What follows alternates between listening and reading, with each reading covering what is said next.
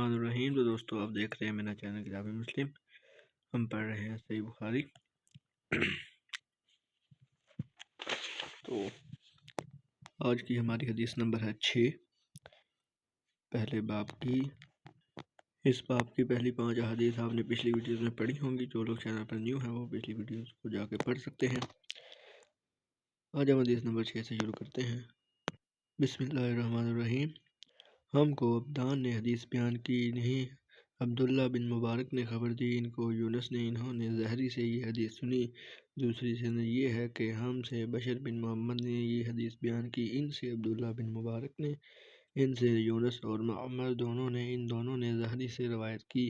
پہلی سند کے مطابق سے زہری سے عبیداللہ بن عبداللہ نے، انہوں نے حضرت ابن عباس رضی اللہ عنہ سے یہ روایت نقل کی کہ رسول اللہ صلی اللہ علیہ وآلہ وسلم سب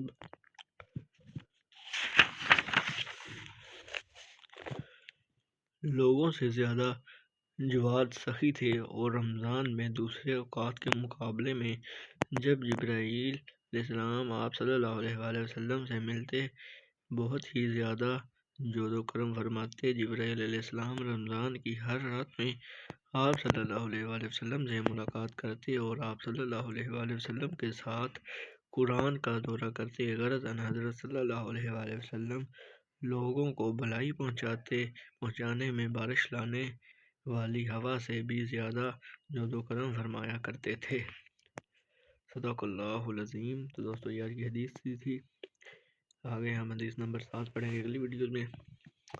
تو جو لوگ صحیح بخاری کو ترتیب سے پڑھنا چاہتے ہیں وہ پڑھ سکتے ہیں۔ میرے چینل کو سبسکرائب کریں اور حدیث کو ثواب دارین کی نیت سے آگے شیئر ضرور کریں۔